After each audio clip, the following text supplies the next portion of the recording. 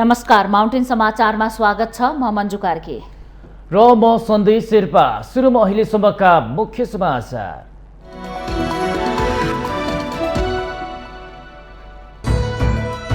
निर्वाचनको मिति नजिकै जाँदा चुनावी गठबन्धनको बहस चर्कियो। विचार र सिद्धान्त नमिल्नेहरू पनि गठबन्धनको बैशाखी टेकेर चुनावमा जान खोजेको भन्दै चौतर्फी आलोचना। तीनै तहको निर्वाचनमा सत्ता गठबन्धनसँग चुनावी तालमेल हुन सक्ने प्रधानमन्त्री देउबाको संकेत। एक्लै लड्दा कुनै पनि पार्टीले बहुमत प्राप्त गर्न नसक्ने जिकिर। स्थानीय तह निर्वाचनका लागि पार्टीको सम्पूर्ण शक्तिलाई परिचालन गर्ने नेकपा यसको निर्णय। एमसीसीको विपक्षमा रहेका मतहरूलाई आगामी दिनमा छलफल गर्ने। आगामी निर्वाचनमा छुट्टै चुनाव चिन्ह पाउने भएपछि राष्ट्रिय दलको मान्यता नपाएका 31 दलहरू आन्दोलित। आफ्नो चुनाव चिन्ह नपाउने भन्ने कानुनी व्यवस्था संशोधन हुनुपर्ने माग। विदेशबाट नेपाल आउने सबै यात्रुले पूर्ण मात्रा पूरा गरेको खोप कार्ड देखाए पीसीआर नचाहिने। युक्रेन द्वन्द्वका कारण स्वदेश फर्कन चाहने नेपालीलाई प्राथमिकता। रुस र युक्रेनका विदेश मन्त्री बीच भएको पहिलो चरणको वार्ता विफल। रुसी विदेश मन्त्रीले गरेको माग आत्मसमर्पण सरह रहेको युक्रेनका विदेश मन्त्रीको भनाई। र इङ्ग्लिस प्रिमियर लिग फुटबलमा चेल्सीको सहज जित। चेल्सीसँग नर्वेज सिटी 3-1 गोल अन्तरले पराजित।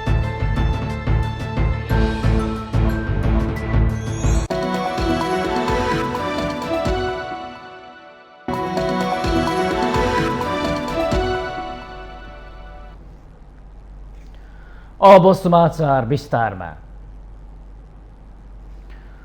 हरेक राजनीतिक दलहरूले निर्वाचनमा जनता समक्ष घोषणा पत्र लैजान्छन्। निर्वाचन जितेर सम्बन्धित पार्टीको सरकार बन्यो भने देश र जनताका लागि के कस्ता काम गर्ने भन्ने चुनावी प्रतिबद्धता हुन्छ। तर हाम्रो देशमा भने निर्वाचन जितेपछि घोषणा पत्र केवल कागजको खोस्टामा समेत बन्न पुग्छ, जसका कारण दलहरूले चुनाव जित्न विचार र सिद्धान्त नमिल्नेहरूसँग पनि चुनावी गठबन्धन गरेर सरकारमा जाने कुरालाई मात्र प्राथमिकतामा राख्ने गर्छन्।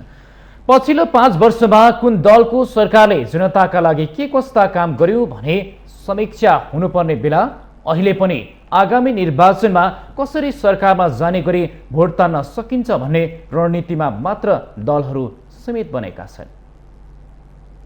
राजनीतिक वीरतामा एउटा चर्चित भनाइ छ, राजनीतिमा कोही पनि स्थायी शत्रु र मित्र हुँदैनन् भन्ने। नेपालको राजनीतिमा यो भनाइ ठ्याक्कै मेल खान्छ। विपरीत ध्रुवमा रहेका राजनीतिक दलहरूको स्वार्थ मिल्यो कि रातारात एक भइहाल्छन्। स्वार्थ मिलेन भने एक अर्काको कट्टर विरोधी भइहाल्छन्। एक अर्काको नामै सुन्न नचाहने शक्तिहरूले रातारात गठबन्धन बनाएर जनतालाई आश्चर्यमा पारेका कैयौं उदाहरण छन्। एक अर्काको खेदो खन्ने दलहरूको बीचमा गठबन्धन बनाउनेदेखि सरकार निर्माण गर्ने काम विगतदेखि नै पटक पटक हुँदै आएको छ। पछिल्लो 5-6 वर्षको समीक्षा गर्ने हो भने नयाँ संविधान निर्माण पछि तत्कालीन एमाले र कांग्रेसका बीचमा गठबन्धनको सरकार निर्माण भएको थियो। त्यसपछि एक अर्काले खोइरो खन्ने नेपाली कांग्रेस र तत्कालीन माओवादी केन्द्रको बीचमा गठबन्धनको सरकार बन्यो। कांग्रेस र माओवादी केन्द्रको तत्कालीन गठबन्धनको सरकार हुँदा त्यो बेला एमाले र माओवादी केन्द्रका बीचमा निकै वैमनस्यता थियो। दुवै पार्टी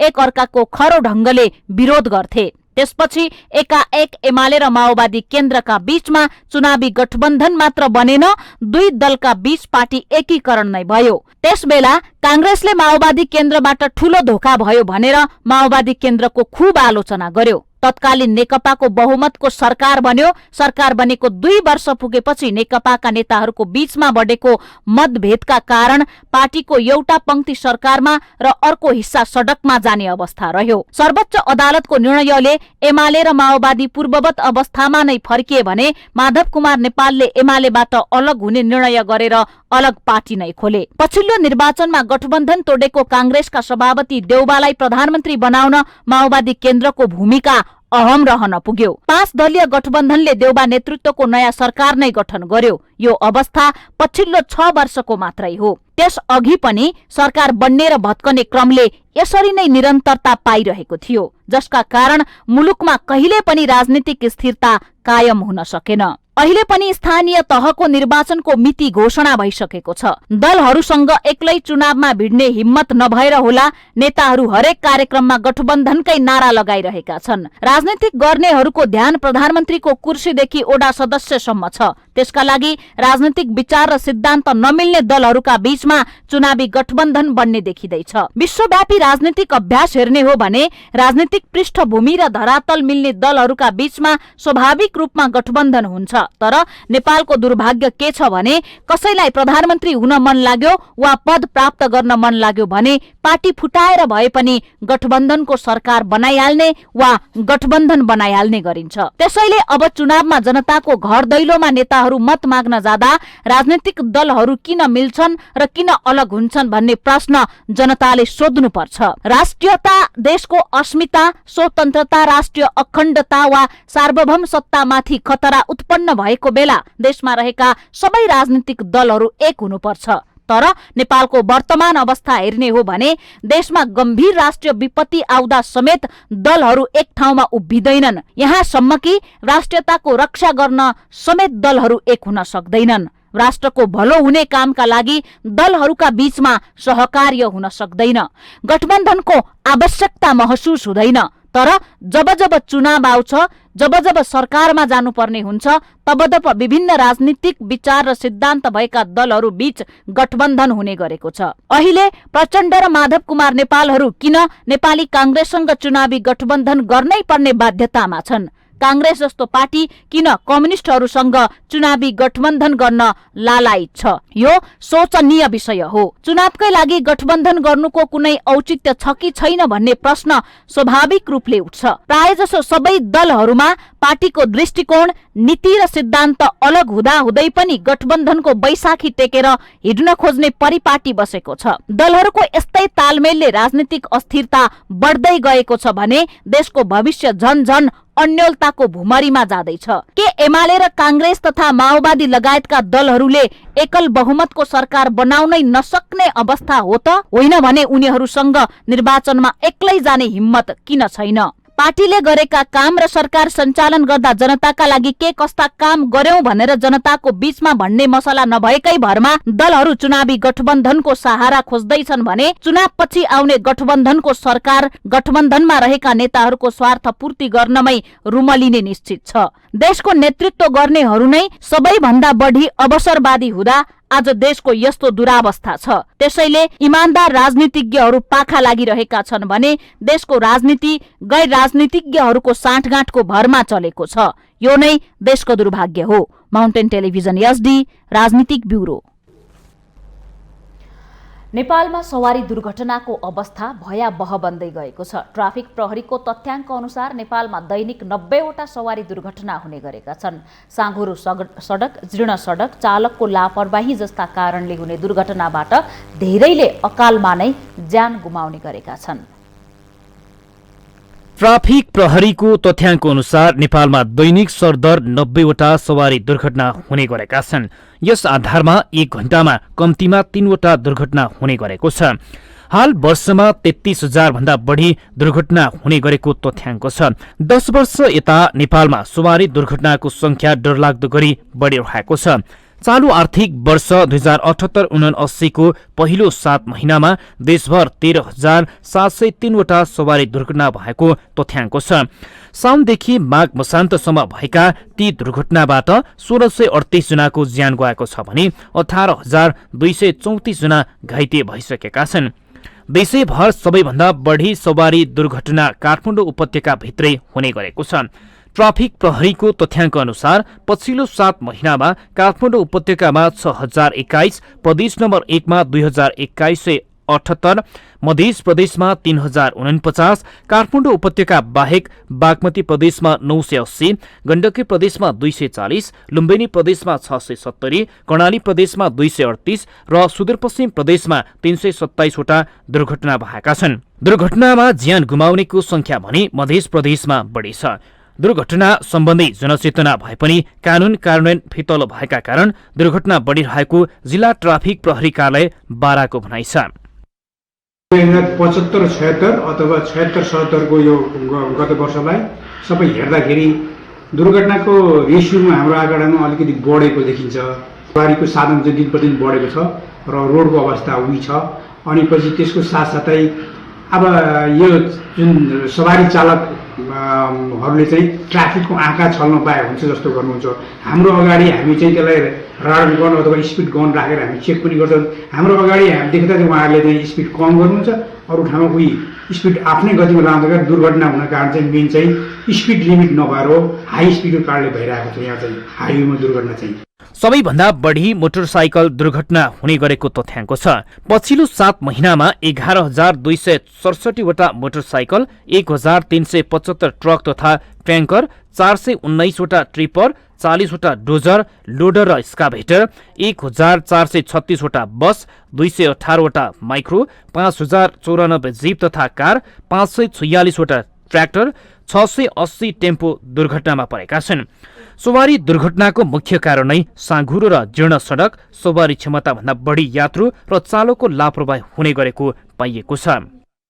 सवारी दुर्घटनामा यो चालक मानवीय कारण चाहिँ हामी चालक हामी नै हौँ, हाम्रै कारणले नै दुर्घटना भएको चाहिँ बढी त्यस्तो भएको पाइएको छ। हाम्रै कारणले हामी चालकको लापरवाही कारणले चाहिँ मानवीय त्रुटिले चाहिँ सवारी दुर्घटना भएको पाइन्छ भने अर्को चाहिँ सवारी साधनको अवस्था कमजोर अवस्था भयो अथवा सवारी साधन ठिक अवस्था भएन भने पनि सवारी दुर्घटना भएको पाइन्छ। त्यस्तै मौसमको कारणले अब यो जाडोको समय सुरु हुँदैछ, अब हुस्सु लाग्ने यस्तो कारणले पनि सवारी दुर्घटना हुन्छ।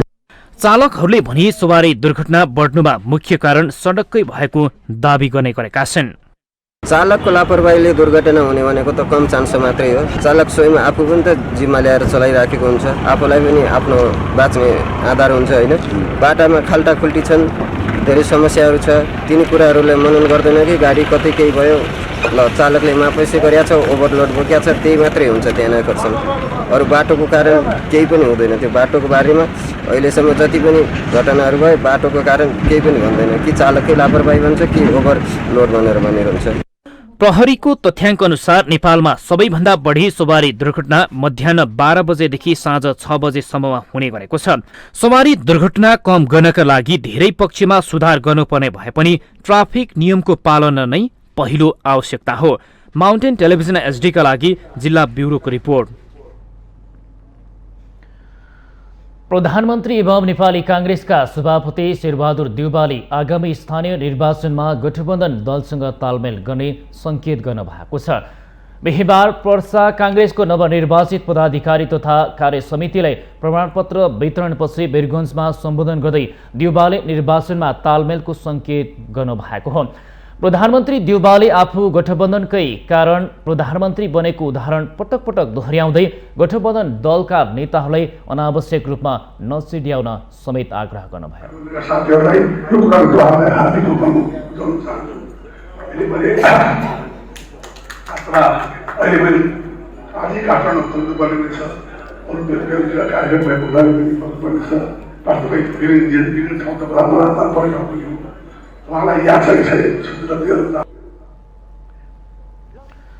यसैबीच प्रधानमन्त्री देउवाले कोरोनाका कारण रोकिएको र शिथिल भएको अर्थतन्त्रलाई चलायमान बनाउन सरकारले विभिन्न कार्यक्रम ल्याइरहेको दावी गर्नुभएको छ।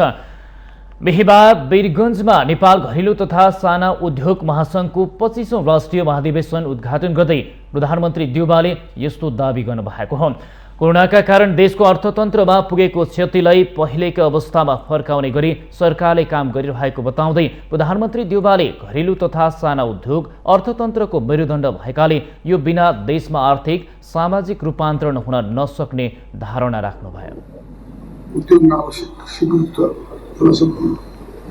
उपलब्ध गराउने कार्यस्थलमा आधारित रोजगार हुन कार्यक्रम उद्योग व्यवसाय कार्यक्रम लगायतका कार्यक्रमको सुरक्षित कारणबाट गर्दाउँछ। प्रधानमन्त्री देउवाले अर्थतन्त्र बलियो बनाउनुमा घरेलु तथा साना उद्योगको भूमिका महत्त्वपूर्ण रहेको बताउनुभयो।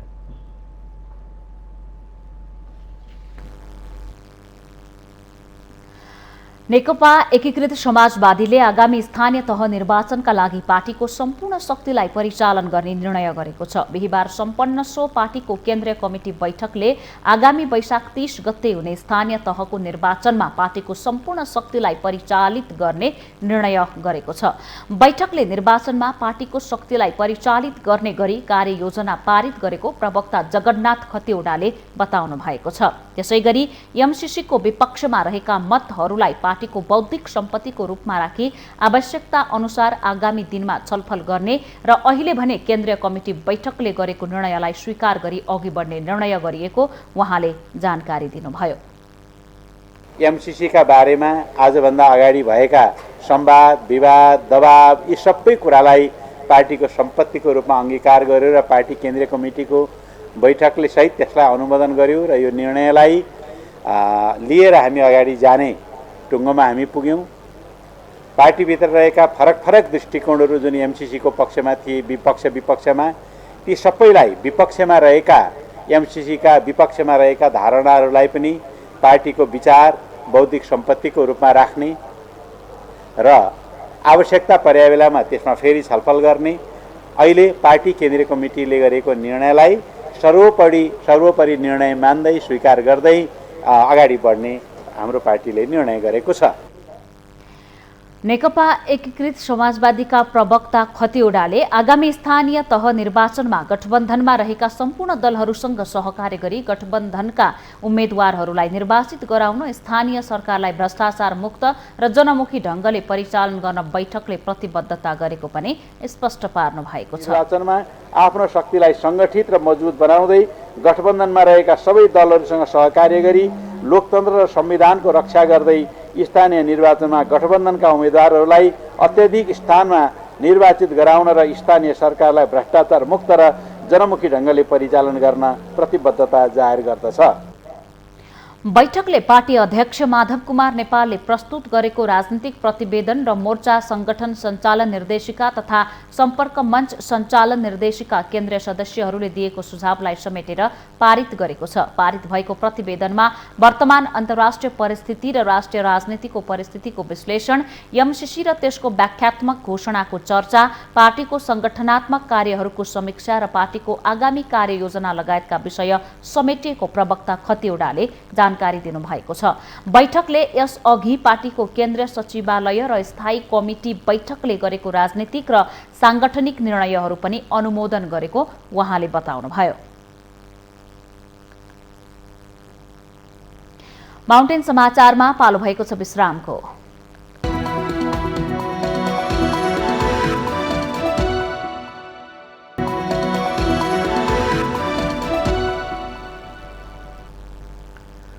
विश्रामपछि स्वागत छ। अब बाँकी समाचार। स्थानीय तह निर्वाचन नजिकैसँगै दलहरूले आफ्नो चुनावी तयारी गरिरहेका छन्। नेपाली कांग्रेस गठबन्धनका बारेमा स्पष्ट हुन नसक्दा चुनावी तालमेल अझै आकलन गर्न सकिएको छैन। चुनावको विषयमा गठबन्धन स्पष्ट नभइसकेको अवस्थाले नेकपा एमालेलाई फाइदा पुग्ने देखिन्छ। सत्ताको नेतृत्व गरिरहेको गठबन्धनमा चुनाव लक्षित धारणा र समीकरणका बारेमा अझै निष्कर्ष निक्लन सकेको छैन। नेपाली कांग्रेसले चुनाव लक्षित अभियानको घोषणा गर्दा गठबन्धनका बारेमा स्पष्ट धारणा निकाल्न सकेन। तत्कालका लागि गठबन्धनको ढोका बन्द नगर्ने र भविष्यमा आवश्यकता हेरेर निर्णय गर्ने पक्षमा नेपाली कांग्रेस रहेको छ। गठबन्धनका विषयमा कांग्रेस स्पष्ट हुन नसकिरहँदा चुनावसम्मै गठबन्धन गरेर जाने मनसाय बनाएका माओवादी केन्द्र तथा नेकपा एकीकृत समाजवादी कांग्रेसकै बाटो कुर्न बाध्य भएका छन्। कांग्रेस सभापति शेरबहादुर देउवाले चुनावमा गठबन्धनको संकेत दिए पनि यसले आधिकारिकता पाइसकेको छैन। कांग्रेसभित्र कतिपय नेताहरूले चुनाव लक्षित गठबन्धन गर्न नहुने र एक्लै चुनावमा होमिनुपर्ने आवाज पनि उठाइरहेका छन्। विशेष गरी संस्थापन इतर पक्षका नेताहरूले माओवादी र एकीकृत समाजवादीलाई चमेरोको संज्ञा दिँदै हात्तीको कानमा ओत लाग्न खोजेको आरोप लगाउने गरेका छन्। माओवादी केन्द्रका अध्यक्ष पुष्पकमल दाहालले कांग्रेस नेताहरूको यस प्रकारको व्यवहारप्रति सार्वजनिक रूपमै असन्तुष्टि जनाइसक्नु भएको छ।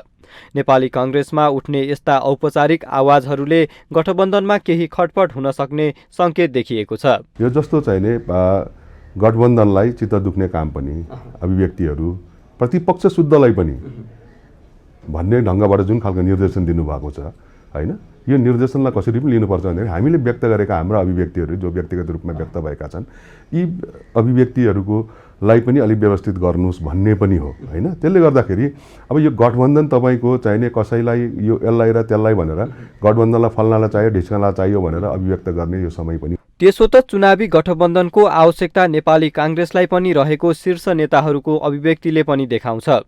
तत्काल गठबन्धन भत्काए चुनावसम्म वाम शक्तिहरू पुनः एक हुने र फेरि चुनावी पराजय भोग्ने डर कांग्रेसलाई रहेको छ।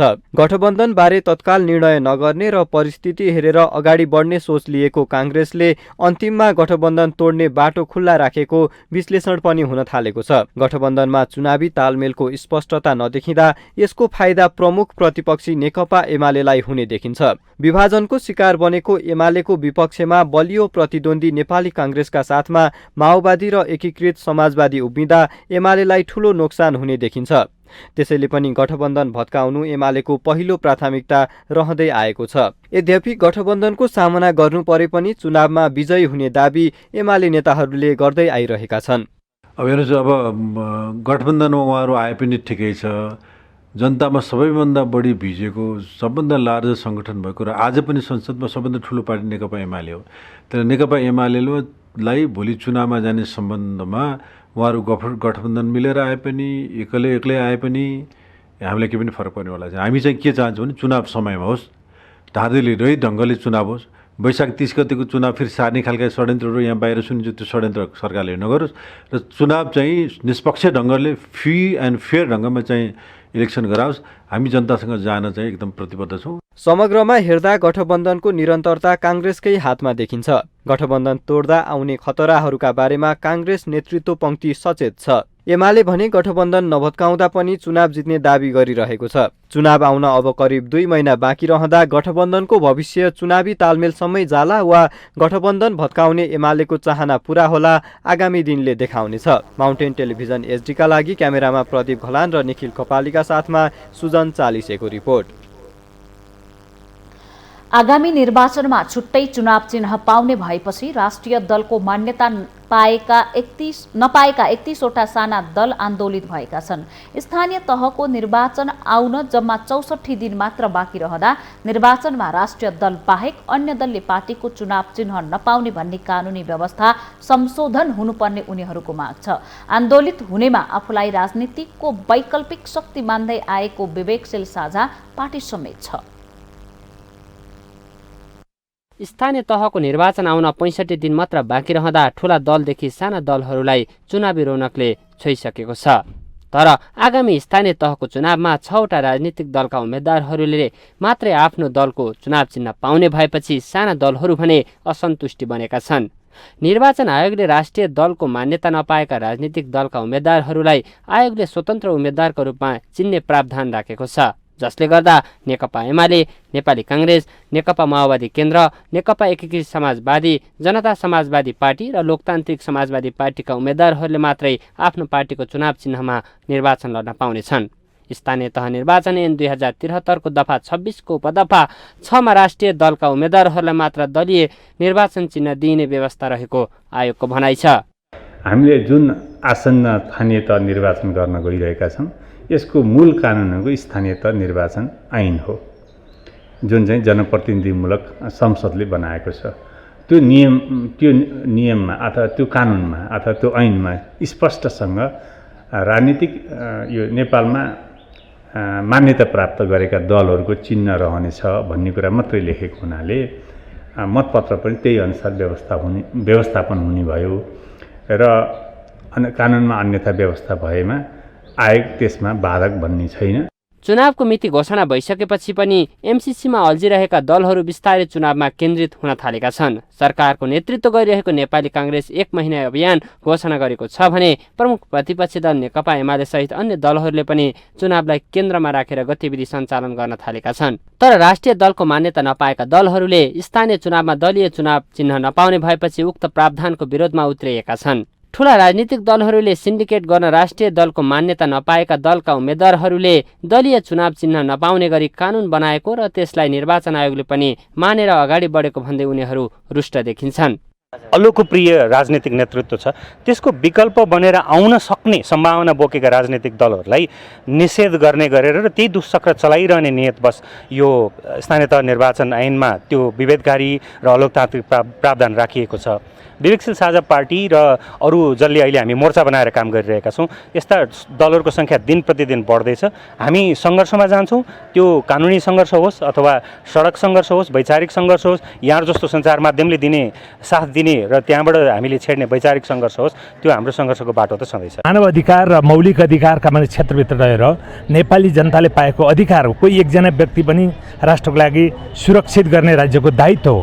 त्यो दायित्वलाई पुरा गर्नलाई उसले सङ्घीय केन्द्रमा चुनाव चिन्ह सहित दिने व्यवस्था हुने, प्रदेशको चुनावमा चुनाव चिन्ह सहित दिने व्यवस्था हुने, स्थानीय तहको इलेक्सनको लागि चाहिँ चुनाव चिन्ह जो राष्ट्रिय मान्यता प्राप्त पार्टी छन्, अहिले देशको सन्दर्भमा सम्झिँदा 6वटा घटक त्यस्ता छन्, त्यो बाहेकलाई नदिने भनेको व्यक्तिलाई मौलिक अधिकारभन्दा कुण्ठित गर्ने गरेको स्थिति भएको हुनाले हामी प्रतिवाद गर्छौँ। राष्ट्रिय मान्य प्राप्त 6 दलले मात्र चुनाव चिन्ह पाउने भएपछि राष्ट्रिय मान्य प्राप्त दल नगरेका 31 दलहरूले पार्टीको चुनाव चिन्ह नदिने कानुन व्यवस्था विरुद्ध निर्वाचन आयोगदेखि मानव अधिकार आयोगसम्म धाइसकेका छन्। तर ती दलले अझै आफ्नो चुनाव चिन्ह पाउने नपाउने टुङ्गो लागेको छैन। मतपत्रमा आफ्नो चुनाव चिन्ह अगाडि राख्न मात्रै पनि तछाड माछाड गर्ने ठूला दलहरूले भने अन्य साना दलहरूलाई चुनाव चिन्ह नै नदिने नीति बनाएर बहुदलीय लोकतन्त्रका हिमायती कसरी बन्न सक्छन् भन्ने प्रश्न उब्जिएको छ। माउन्टेन टेलिभिजन एचडीका लागि बटुक राजगिरीको रिपोर्ट। नेपाली काङ्ग्रेसका महामन्त्री विश्वप्रकाश शर्माले नेकपा एमालेका अध्यक्ष केपी शर्मा ओलीलाई सैद्धान्तिक र वैचारिक बहसमा सहभागी हुन सुझाव दिनुभएको छ। महामन्त्री शर्माले निर्वाचन आयोग मतपत्रमा कस्तो रङ राख्ने भन्ने कुरामा स्वतन्त्र रहेको उल्लेख गर्दै रङको विषयलाई लिएर पूर्व प्रधानमन्त्री जस्तो व्यक्तिले खुद्रा बहस गर्न नमिल्ने तर्क गर्नुभएको हो। महामन्त्री शर्माले तथ्य र तर्कमा आधारित विषयमा मात्र राजनीतिक दलहरूले निर्वाचन आयोगले गरेको निर्णयमाथि प्रश्न उठाउन सक्ने भएकाले तार्किक कुरामा मात्रै प्रश्न गरी पदीय जिम्मेवारीको मर्यादा राख्न अध्यक्ष ओलीलाई सुझाव दिनुभयो। उहाँले अध्यक्ष ओलीलाई मतपत्रको रङ भन्दा पनि आफ्नो ढङ्ग सच्याउन सुझाव दिनुभयो। ओलीले जे बोल्नु भएको छ त्यो विषय चाहिँ मलाई लाग्छ कि उहाँले नबोल्नु पर्छ। उहाँको ओहदाबाट, उहाँको उचाइको त्यो मर्यादाबाट उहाँले बोलिरहने विषय थिएन। निर्वाचन आयोगले यो बारेमा क्लियर पनि गरिसकेको छ। त्यसकारण कुन रङ राखिएको छ भनेर रङ्गतर्फ भन्दा पनि आफ्नो ढङ्ग सच्याउनतर्फ लाग्यो भने रङ्गले कसैलाई पोल्दैन भन्ने कुरामा हामी प्रष्ट छौँ। महामन्त्री शर्माले निर्वाचन आयोगले मतपत्रमा हरियो रङ राखेर आफ्नो परम्परा र जिम्मेवारी पूरा गरेको भन्दै मतपत्रको रङबाट हटाउन आग्रह समेत गर्नुभयो। परिणाम देखेपछि के होला? त्यसकारण मतपत्र हेरेर नतर्स्यौँ, मत परिणाम हेरेर तर्सिनु पर्ने पनि दिन होला, त्यो बेला पनि नतर्स्यौँ भन्न चाहिँ म अपिल आग्रह गर्न चाहन्छु। यो विषयलाई राजनीतिक दलहरूले मतपत्रकै रङ बैजनी हुने कि रातो हुने कि हरियो हुने कि कालो हुने कि भन्ने विषयको लेभलमा हामी ओर्लेर बोल्ने नै होइन। अध्यक्ष ओलीले नेपाली काङ्ग्रेसले आफ्नो मत चिन्ह हरियो रङको रहेको उल्लेख गर्दै सबैले हरियो रङ देखुन् भन्ने सोचाइबाट मतपत्रमा हरियो रङ राख्ने निर्णय गरेको आरोप लगाउनु भएको थियो।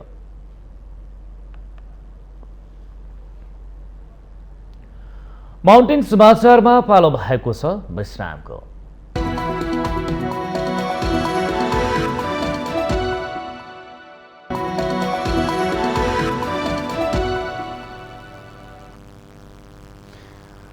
विश्रामपछि स्वागत छ। अब बाँकी समाचार।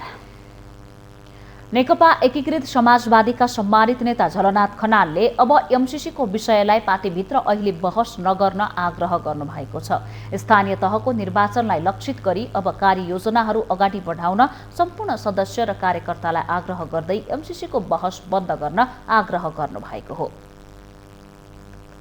नेकपा एकीकृत समाजवादीमा एमसीसीको सबैभन्दा विरोधी देखिनुभएका सम्मानित नेता झलनाथ खनालले अब यसलाई पार्टीभित्र बहस र विवादको विषय नबनाउन आग्रह गर्नुभएको छ। एमसीसी सम्झौता संसदबाट व्याख्यात्मक घोषणा सहित पारित भएकोमा चर्को असन्तुष्टि व्यक्त गर्दै आउनुभएका खनालको अभिव्यक्तिबाट नेकपा एस अब आगामी निर्वाचनमा होमिएको संकेत देखिएको छ। नेकपा एसका अध्यक्ष माधव कुमार नेपालले पनि पार्टी पंक्तिलाई निर्वाचनमा लाग्न निर्देशन दिइसकेको अवस्थामा पार्टीभित्र एमसीसीको विवाद सकिएको र स्थानीय निर्वाचनमा प्रतिगामी शक्तिलाई परास्त गर्न एकजुट भएको नेकपा यसका उपमहासचिव गंगालाल तुलाधरको भनाइ छ। यति धेरै लामो समयसम्म गिजोलिएको विषय त्यतिकै सहज ढङ्गले त त्यसले चाहिँ निकास पाउन त सक्दैन थियो। त्यसले बहसको एउटा चाहिँ माग गर्यो। अहिले आसन्न चुनावलाई मध्यनजर गरेर जाने हो भने हामी यो बहसलाई कति लामो लिएर जाने भनिसकेपछि यो बहसलाई अहिले थाती राखौँ होइन। कुनै ऐन मौकामा कुनै बेला चाहिँ नै गरौँला, किनभने यो बहस यहीँ बन्द भयो, यहीँ क्लोज गरौँ होइन। अब यसमा चाहिँ अविरल यो बहसलाई लिएर जाने खालको कुरा नगरौँ भनेर नै उहाँले भन्नुभयो। अध्यक्ष नेपालले एमसीसीका बारेमा पार्टीले गरेको निर्णयको व्याख्या गरेर चुनावमा जान केन्द्रीय सदस्यहरूलाई निर्देशन दिँदै यस विषयमा सामाजिक सञ्जालमा नेता कार्यकर्ताले राखेका स्ट्याटस समेत हटाउन आदेश दिइसक्नु भएको छ। अध्यक्ष नेपाल र नेता खनालको एमसीसीको विषयमा थप बहस नगर्ने भन्ने सहमतिले निर्वाचन अघि पार्टी एक ढिक्का भएको देखिएको छ। नेकपा यसका नेता स्वास्थ्य मन्त्री विरोध खतिवड़ाले हरेक पार्टीमा अन्तर्विरोध हुनु र फरक स्वभाव देखाउनु कुनै अनौठो नभएको भन्दै पार्टी निर्वाचनको तयारीमा एकजुट भएर लागेको तर्क गर्नुभयो। मत भिन्नताहरू रहन्छ, हरेक पार्टीमा रहन्छ, हरेक व्यक्तिमा रहन्छ। मनमनमै हामी हाम्रो पर्सनल एक्लैको चिन्तनमा पनि रहन्छ अन्तर्विरोध, यसो गर्ने कि यसो गर्ने। त्यसकारणले यत्रो विशाल पार्टीमा चाहिँ नि कसैको के मत आउनु कसैको के मत आउनु कुनै ठुलो कुरो होइन। एमसीसीमा चित्त 90-95% बुझाउनु होला, 2-5%ले बुझेन होला, उहाँ बुझ्ने क्रममा हुनु होला भने त्यसले गर्दा यो एउटा जीवन्त पार्टीमा बहस हुने, फरक राय हुने, फरक विचार हुने र फरक आफ्नो धारणा आउनु यो अनौठो कुरो होइन। एमसीसी संसदबाट पास भइसकेपछि मूलधारका राजनीतिक दलहरू स्थानीय चुनावमा लागिसकेका छन्। देशको अस्तित्व नै धरापमा पर्ने भनेर एमसीसीको विरोध गरिरहेका शीर्ष नेताहरूको अहिले एकाएक बदलिएपछिको अवस्थाले भने नेताहरूको दोहोरो चरित्र भने छर्लङ्ग भएको छ। माउन्टेन टेलिभिजन एचडीका लागि क्यामेरामा केशव श्रेष्ठका साथ बिन्दु अधिकारीको रिपोर्ट।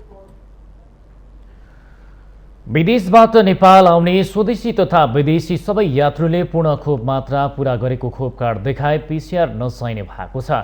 खोप कार्ड वा पीसीआर नेगेटिभ भएको प्रमाणपत्र ल्याउनेले क्वारेन्टिन पनि बस्नु नपर्ने भएको हो।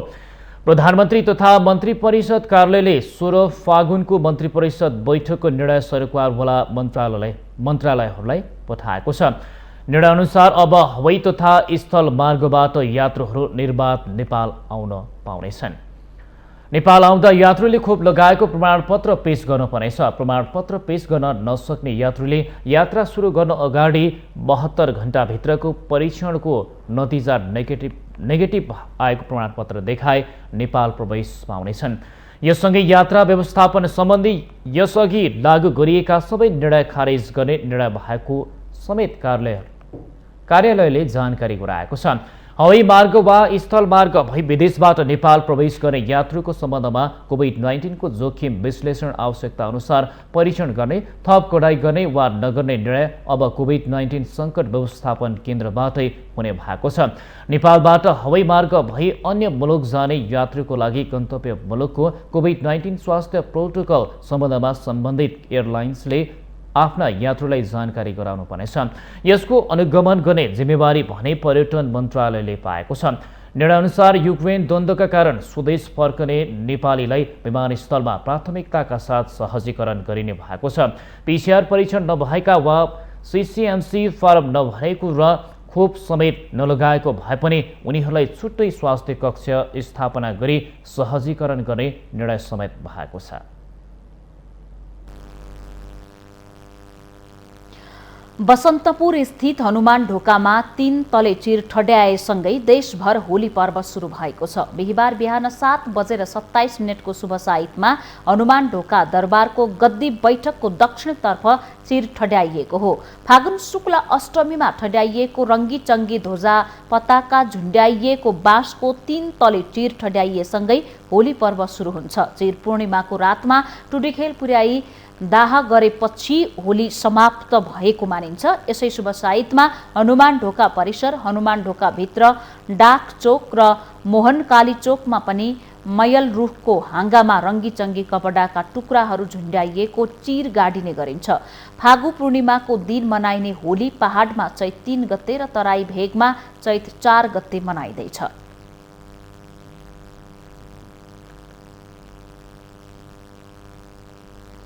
हामीसँग आर्थिक, अन्तर्राष्ट्रिय र खेल समाचार बाँकी नै छन्। माउन्टेन समाचारमा पुनः पालो भएको छ विश्रामको।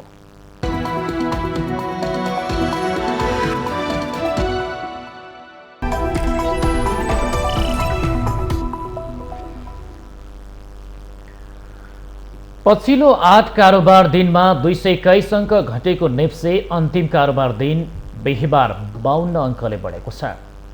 यस दिन नेप्से परिसूचक 52.31 अङ्क बढेर 2566.90 बिन्दुमा पुगेको हो।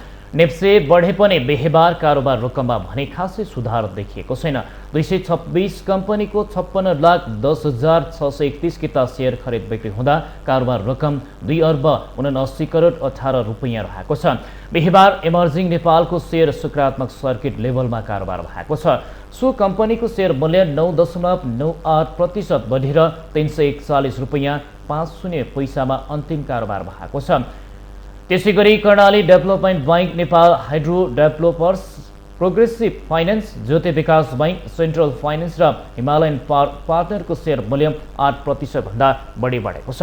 माउन्टेन एनर्जीको सेयर मूल्य 3.08% घटेको छ। अन्य कम्पनीहरूको सेयर मूल्य गिरावट दर भन्दा कम रहेको छ। बिहिबार सेयर बजारका 13 उपसमूह मध्ये 12 उपसमूहको परिसूचक बढेको छ भने 1 उपसमूहको परिसूचक घटेको छ। वित्त उपसमूहको परिसूचक सर्वाधिक 5.06% ले बढेको छ। त्यसैगरी यस दिन विकास बैंक उपसमूहको परिसूचक 4.79% ले बढेको छ। अन्य उपसमूहको परिसूचक भने 0.04% ले घटेको छ। कारोबार रकमका आधारमा अपी पावर कम्पनी शीर्ष स्थानमा रहेको छ।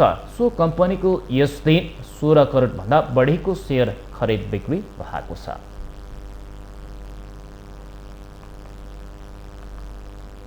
यो सँगै हामी माउन्टेन समाचारको अन्त्यमा आइपुगेका छौँ। जाँदा जाँदै मुख्य समाचार पुनः एकपटक।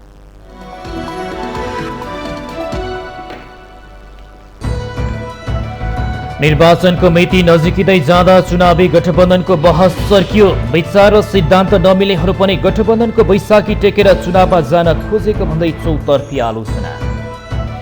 तीनै तहको निर्वाचनमा सत्ता गठबन्धनसँग चुनावी तालमेल हुन सक्ने प्रधानमन्त्री देउबाको संकेत। एक्लै लड्दा कुनै पार्टीले पनि बहुमत प्राप्त गर्न नसक्ने जिकिर। स्थानीय तह निर्वाचनका लागि पार्टीको सम्पूर्ण शक्तिलाई परिचालन गर्ने नेकपा यसको निर्णय। एमसीसीको विपक्षमा रहेका मतहरूलाई आगामी दिनमा छलफल गर्ने। आगामी निर्वाचनमा छुट्टै चुनाव चिन्ह पाउने भएपछि राष्ट्रिय दलको मान्यता नपाएका 31 दलहरू आन्दोलित। आफ्नो चुनाव चिन्ह नपाउने भन्ने कानुनी व्यवस्था संशोधन हुनुपर्ने माग। विदेशबाट नेपाल आउने सबै यात्रुले पूर्ण मात्रा पूरा गरेको खोप कार्ड देखाए। पीसीआर नचाहिने। युक्रेन द्वन्द्वका कारण स्वदेश फर्कन चाहने नेपालीलाई प्राथमिकता। रूस र युक्रेनका विदेश मन्त्री बीच भएको पहिलो चरणको वार्ता विफल। रुसी विदेश मन्त्रीले गरेको माग आत्मसमर्पण सरह रहेको युक्रेनका विदेश मन्त्रीको भनाई। र इङ्ग्लिस प्रिमियर लिग फुटबलमा चेल्सीको सहज जित। चेल्सीसँग नर्वे सिटी 3-1 गोल अन्तरले पराजय।